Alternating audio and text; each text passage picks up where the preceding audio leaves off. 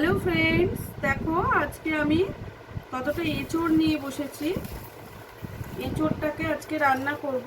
এই দেখো এঁচোড় ছাড়াচ্ছি। আমি জানি না তোমরা এঁচোড় এইভাবে ছাড়াও কিনা, কিন্তু এই যে এইরকমভাবে পিসগুলো কিনতে পাওয়া যায়, এই যে পিসগুলো, এইগুলো সমেতই তোমরা রান্না করো। অনেকেই করে, তোমরা শুধু না, যা করো করো। কিন্তু আমি তো না, ছোটোবেলা থেকে দেখেছি আমার মাকে এইভাবে এঁচোড়কে ছাড়িয়ে ঠিক করে কেটে নিতে। তা আমি সেইভাবেই কেটেই রান্না করি, জানো তো। আমি এইরকম খোসা, মানে এইরকম পিস সমেত আমি খেতে পারি না।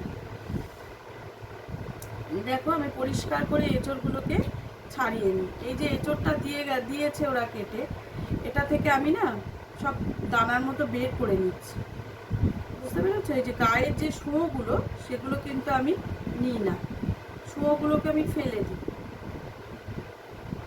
খুব কাছে থেকে তোমাদের একটু দেখাবো, দাঁড়াও, একটু কাটাটাই দেখতে পাবে।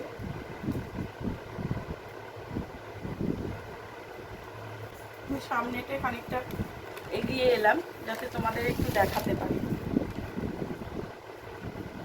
এই দেখো, এই যে এঁচোড়টা দিয়েছে, এই শুঁয়োগুলোকে বাদ দিয়ে এই ভেতরের অংশগুলোকে আমি নিয়ে নিই, ঠিক আছে? এই যে এই শুঁয়োগুলোকে বাদ দিয়ে এই যে ভেতরের অংশটা, এই মাঝখানে যে দানাটা থাকে না, দানাটার পেছনেও দেখবে একটা লেয়ার থাকে। এই যে দানাটা, এই দেখো পেছনের লেয়ারটা দেখো। এটা হয়তো বলবে যে মুখে পড়বে ফেলে দেব, কিন্তু আমি এটাকে বেরই করে দিই। এই দেখো দানাটা বেরিয়ে গেল। এবার দেখো লেয়ারটা, এই দেখো লেয়ারটা, এই লেয়ারটা না খেতে ভালো লাগে না আমার। এই দেখো দানাগুলো আমি সব বের করে নিলাম। রান্না করলে তো রান্নাই হবে। তাহলে ওই আমার মাকে দেখেছি তো, মানে ছোটোবেলা থেকে মাকে দেখেছি এইভাবে রান্না করতে। এবার আমিও না ওই সমেত খেতে পারি না, এইভাবে। আর এই যে অংশটা, এটা নিয়ে নেব, এটা কেটে নিয়ে নেব।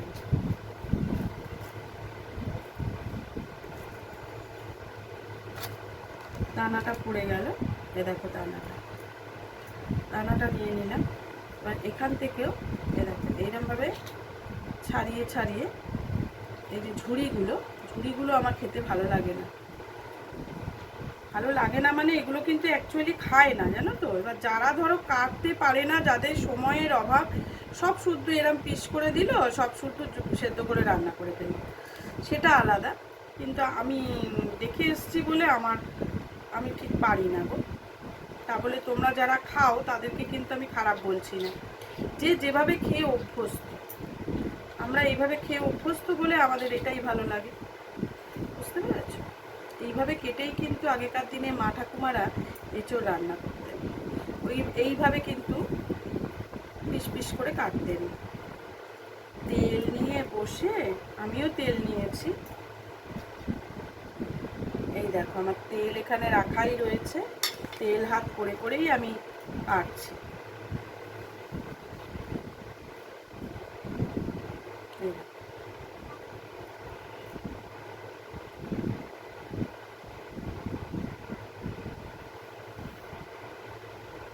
এটা কিন্তু হাত দিয়ে টানলেই চলে আসে, এমনি কষ্টের কিছু নেই।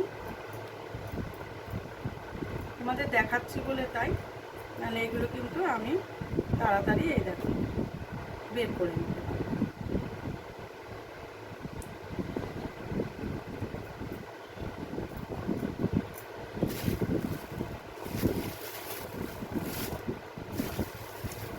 এখানে আমার 500 এঁচোড় আছে। 500 গ্রাম এঁচোড়কে ছাড়িয়ে নেব। ছাড়িয়ে নিলে আর কতটা কি থাকবে বলো? এটাই অনেকে বলে আমাকে যে তুমি সব ছাড়িয়ে ফেলছো, তাহলে পাবে কতটা? কিন্তু তাও যাই পাবো, যেটুকু খাবো আমার যেন মনে হয় আমি এরম করে খেলেই আমার ভালো লাগবে। আমি এইভাবেই রান্নাটা করি, ওই জন্য।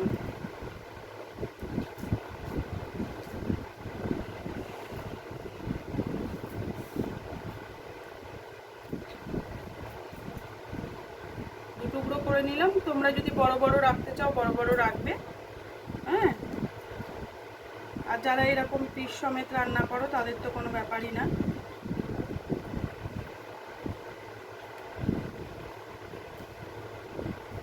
এঁচোড় নিরামিষ করবো না আমি, কিন্তু আজকে পেঁয়াজ আদা দিয়ে রসুন দিয়েই করব।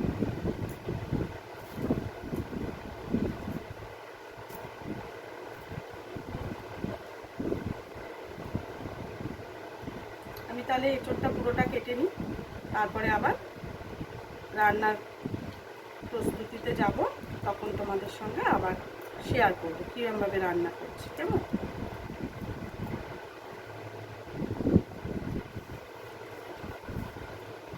দেখো বন্ধুরা, এঁচোড় আর আলু আমার কাটা হয়ে গেছে। এইবারে আমি গ্যাসে এই কড়াটা বসিয়ে দিয়েছি, এই দুটোকে একসাথে আমি একটু ভাপিয়ে নেব। এঁচোড় আর আলু দুটোকেই আমি একসাথে একটু ভাপিয়ে নেব।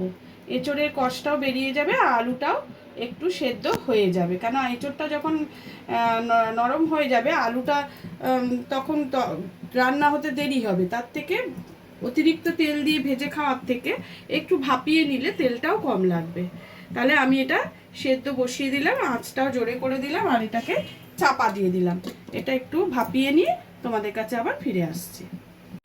দেখো বন্ধুরা, আমি এবার এই ঢাকনাটা খুলছি। আমার এটা মোটামুটি ভাপানো হয়ে গেছে। আলুগুলো হালকা হালকা সেদ্ধ একটু হয়েছে, যেটা আমার প্রয়োজনে লাগবে। এবার আমি এক জায়গায় ঢালবো, ঢেলে আলু আর এঁচোড়গুলোকে আলাদা করে নেব। আমি গ্যাসটা বন্ধ করে দিলাম। এবার আমি সব রেডি করে তোমাদের কাছে আবার আসছি। দেখো বন্ধুরা, আমি কিন্তু রান্নার কাছে চলে এসেছি। কড়া চাপিয়ে দিয়েছি, গ্যাস জ্বেলে দিয়েছি। এবার তার মধ্যে আমি সর্ষের তেল ইউজ করব। সর্ষের তেলটা আমি দিয়ে দিচ্ছি, পরিমাণ মতো সর্ষের তেল দিয়ে দিচ্ছি। আর আলু আর এঁচোড়টাকে আমি আলাদা করে রেখেছি। আলুটাকে আমি এখন একটু ফ্রাই করে নেব। তোমরা তোমাদের পরিমাণ মতো তেল দিয়েই রান্না করো। আমি দেখো একটু হলুদ দিয়ে দিলাম তেলের মধ্যে, আর সামান্য একটু লবণ দিয়ে দিচ্ছি, যাতে আলুগুলোর মধ্যে একটু নুনটা ঢোকে।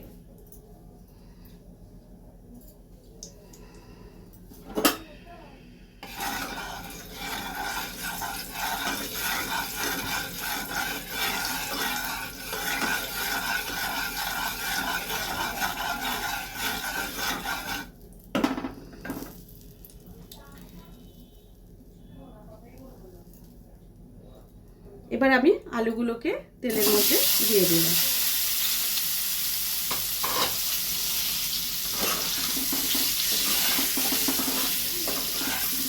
আলুগুলোকে ভালো করে একটু ভেজে নেব।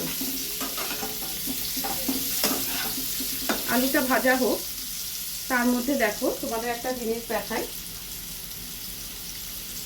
আমি কিছুটা এই যে গুঁড়ো মশলা যেগুলো লাগবে, এখানে দেখো কাশ্মীরি লঙ্কার গুঁড়ো, এখানে হলুদ গুঁড়ো, এটা জিরে গুঁড়ো, এটা ধনের গুঁড়ো, আর এখানে চিনি পরিমাণ মতো। এটা চিনি একটু দিতে হবে টেস্টটা ব্যালেন্স করার জন্য, নাহলে কিন্তু ভালো লাগবে না। যে এগুলোকে আমি একটু জলে ভিজিয়ে দিচ্ছি। হ্যাঁ, জল দিয়ে ভিজিয়ে রাখছি, তাই তোমাদের মশলাগুলো দেখিয়ে দিলাম।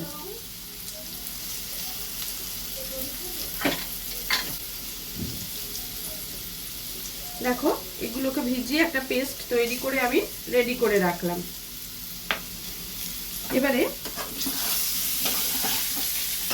আলুগুলো মোটামুটি আমার ভাজা কিন্তু হয়ে গেছে। আলুগুলোকে একটা পাত্রে আমি এবার তুলে নেব। দেখো এই প্লেটটার মধ্যে আলুগুলোকে আমি তুলে নিচ্ছি। আলুগুলো যেহেতু ভাপিয়ে নিয়েছি, রান্নাটা হতে কিন্তু আমার খুব সময় লাগবে না। আলুও ভাপিয়ে নিয়েছি, এঁচোড়টা তো ভাপাতেই লাগে। আলুটা ভাপিয়ে নিয়েছি এই কারণেই, যাতে তেলটার পরিমাণটা কিছুটা কম লাগে তাই। দেখো আলুটা আমি নিয়ে নিয়েছি। এবারে তেল দেখো, ও বাবা একটা আলু রয়ে গেছে, তুলে নিলাম। খুব সামান্য তেল আছে, আমি ওর মধ্যে আর অল্প একটু তেল দিয়ে দেবো।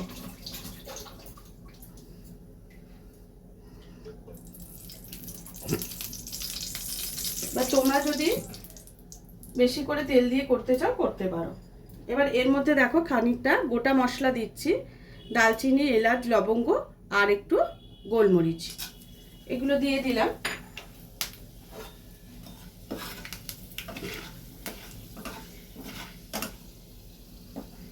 একটু ভাজা হয়ে গেছে। এবারে দেখো আমি খানিকটা পেঁয়াজ বেটে নিয়েছি, দুটো পেঁয়াজ বেটে নিয়েছি, মাঝারি সাইজের দুটো পেঁয়াজ নিয়েছি আমি, সেটা এবার এর মধ্যে দিয়ে দিচ্ছি।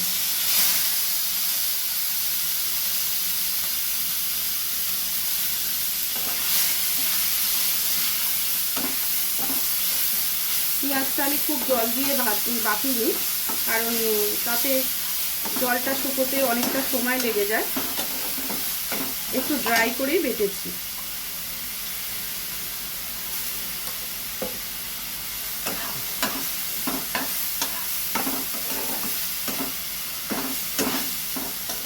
এবার আমি খানিকটা নেড়ে নিয়ে এর মধ্যে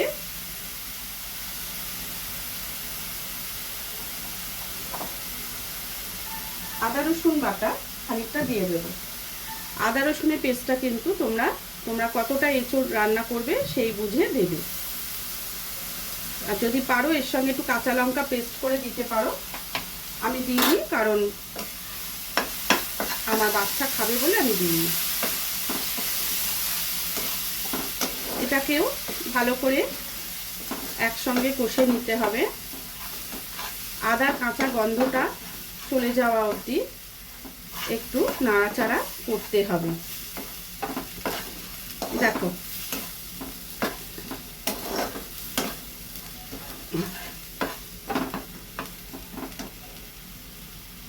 এবারে আমরা যেটা দেব সেটা হচ্ছে টমেটোর পেস্ট। একটা বড় টমেটো পেস্ট করে নিয়েছি, সেটা আমি দিয়ে দিলাম। যদি ছোট টমেটো হয় দুটো নেবে, আর যদি কেউ মনে করো যে আমি বড় টমেটো দেবো না, ছোট টমেটো দেবো, সেটাও দিতে পারো, যেটা তোমাদের ইচ্ছা। তবে এবার টমেটোটা দিয়েও এটা ভালো করে নাড়াচাড়া করবে, কিন্তু তার সঙ্গেই মশলাটা একেবারে আমি দিয়ে দিচ্ছি। দেখো যে মশলাগুলো তোমাদের তখন দেখালাম, ওই মশলাগুলোকে জল দিয়ে গুলে রেখেছিলাম।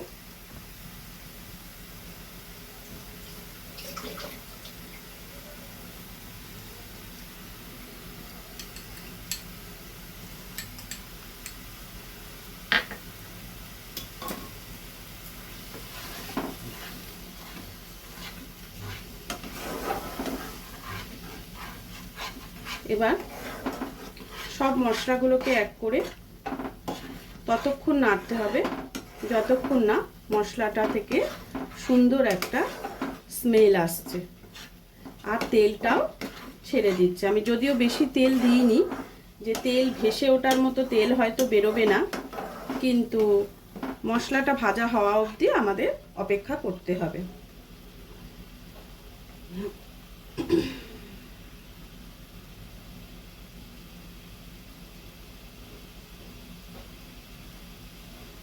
আবারও একটু নাড়াচাড়া করে দিচ্ছি।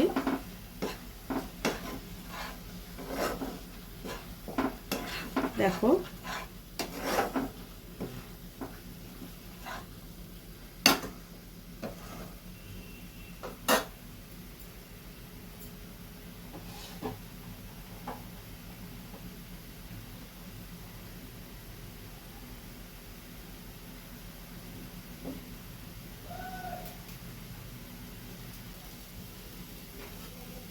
আবার একটু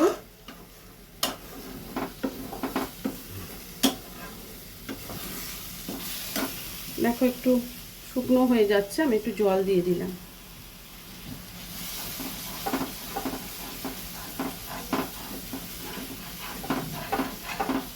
দেখো কড়া থেকে ছেড়ে ছেড়ে যাচ্ছে, মানে মশলাটা কষাটা কিন্তু হয়ে এসছে, বুঝতে পেরেছো তো? যখনই দেখবে কড়ার থেকে লেগে যাচ্ছে না, ছেড়ে যাচ্ছে, তখন জানবে মশলার কষাটা কিন্তু হয়ে এসছে।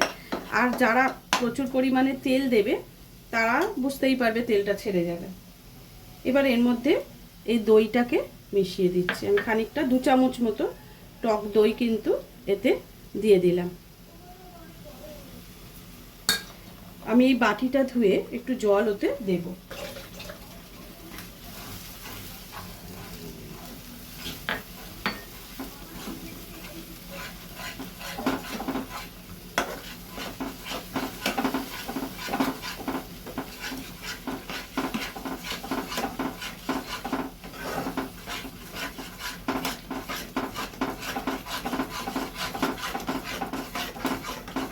এটা ভালো করে নাড়তে থাকো।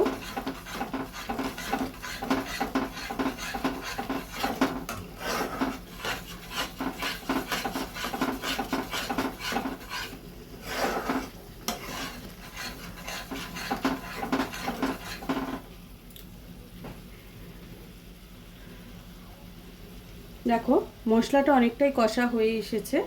এবার এর মধ্যে যে এঁচোড়টা সেদ্ধ করে রেখেছি সেই এঁচোড়টাকে দেখো, এঁচোড়টা সেদ্ধ করে রেখেছি সেই এঁচোড়টা এবার এতে ঢেলে দিলাম।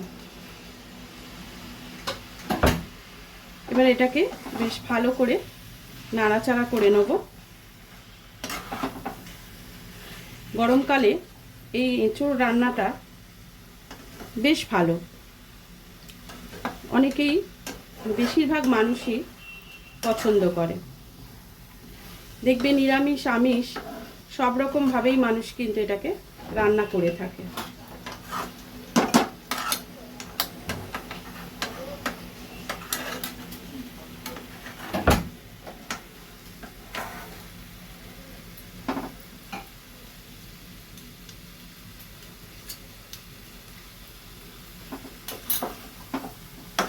আঁচটাকে কমিয়ে আমি একটুখানি জল এতে দিয়ে দিচ্ছি।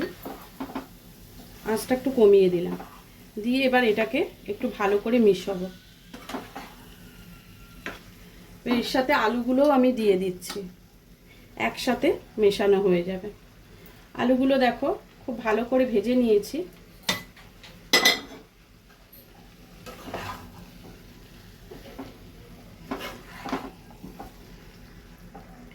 তোমরা যদি মনে করো আরো ছোট ছোট করে আলু দেবে, দিতে পারো, যে যার প্রয়োজন মতো সুবিধে মতো করবে। তবে রান্নার প্রসেসটা যদি এটা হয় তাহলে তোমার রান্নাটা ভীষণ ভালো হবে।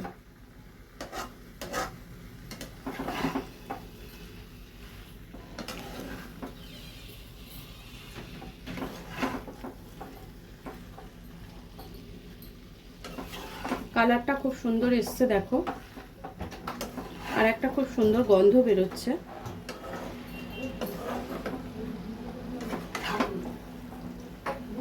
একটু কিছুক্ষণ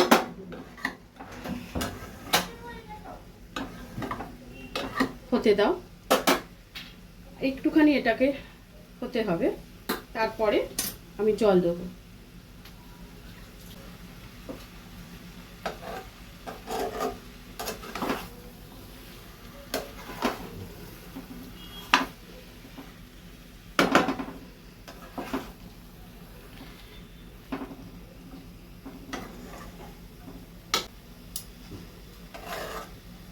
এতে কিন্তু একটা জিনিস দেয়া হয়নি, বলো তো কি?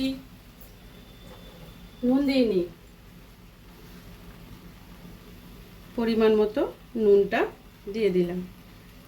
আলু ভাজার সময় নুন দিয়েছি, আর এই নুন দিলাম।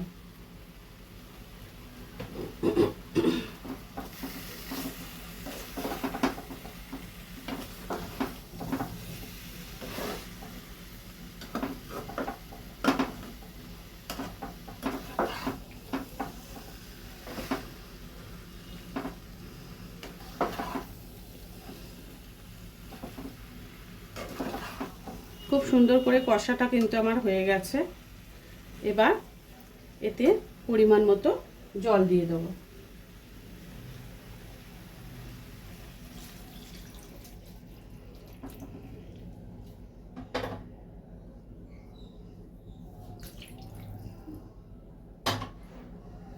এবার জলের সাথে এটাকে ভালো করে মিশিয়ে দেব।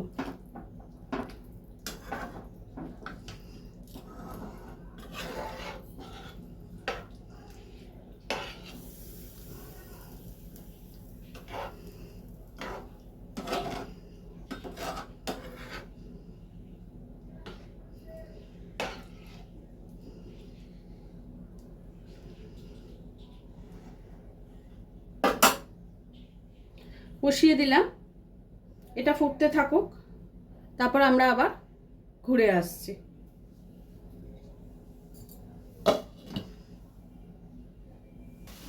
দেখো এটা অনেকক্ষণ বসিয়েছি, এবার ঢাকাটা খুলে দিলাম।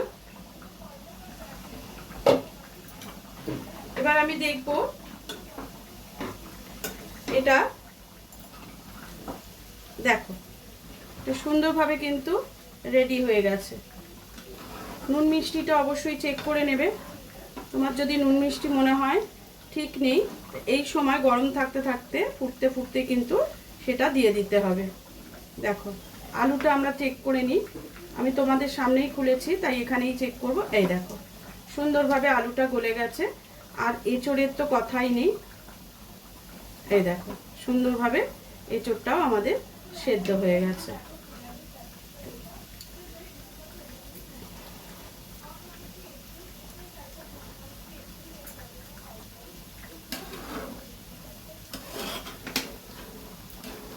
খুব সুন্দরভাবে তাহলে রেডি হয়ে গেছে আমার এঁচোড়ের কালিয়া।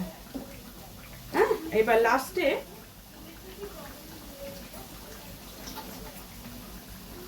এতে আমি খানিকটা, আমার কাছে জয়িত্রী, জায়ফল, তারপরে তোমার বড় এলাচ, দালচিনি এগুলো গুঁড়ো করা ঘরে থাকে, সেই মশলাটাই আমি দিয়ে দিচ্ছি। এবার তোমাদের কাছে যদি এই মশলা, এরকম মশলা না থাকে, গরম মশলা দিয়ে দেবে।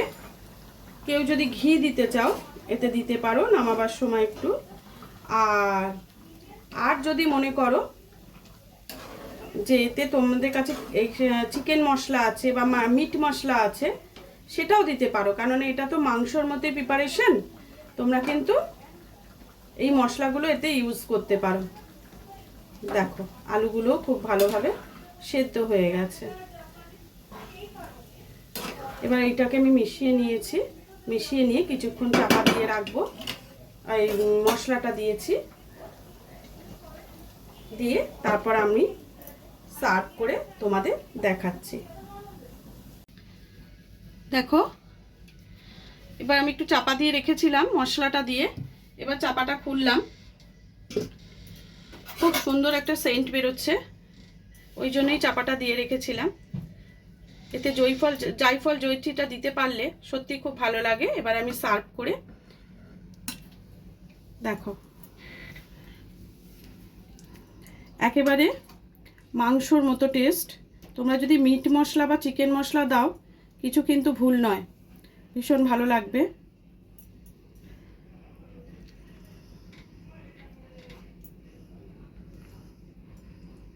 দেখো কেমন হয়েছে বলো।